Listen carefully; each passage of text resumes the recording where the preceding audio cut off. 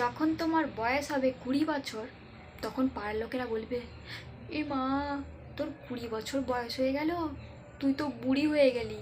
তুই জানিস না, মেয়েরা কুড়িয়ে পড়ে গেল মানে বুড়ি হয়ে গেল। বিয়ে করে নে, বুড়ি হয়ে যাচ্ছিস। কিন্তু একবারের জন্যও কেউ বলবে না যে মেয়েরা শুধু কুড়িতে বুড়ি হয় না, ছেলেদেরও বয়স একসময় 20 আসে। ছেলেরা কুড়িতে বুড়ি হয় না, কারণ কুড়িয়ে বুড়ি, কুড়িয়ে বুড়া এই কথাটার সাথে ম্যাচ করে না।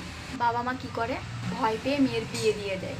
যেই তোমার বিয়ে হলো, স্মৃতিতে সিঁদুরটা উঠলো, অমনি তুমি হয়ে গেলে বিশ্বের সেরা সুন্দরী। ও মা, তোকে বিয়ের পর কত সুন্দর লাগছে দেখতে। দেখতে দেখি অধিক সময় এটাই হয়, অধিকাংশ লোক এরকমই করে। বিয়ে যতক্ষণ না তুমি করো ততক্ষণ পর্যন্ত তোমার বয়স হয়ে যাচ্ছে, তুমি বুড়ি হয়ে যাচ্ছ। যেই তুমি বিয়ে করলে অমনি তোমার বয়স সুসুর করে কমে গেল, একদম 12 কি 13 হয়ে গেল। না জানি পাড়ার লোকেদের কি সমস্যা হয় মেয়েদের বিয়ে না হলে।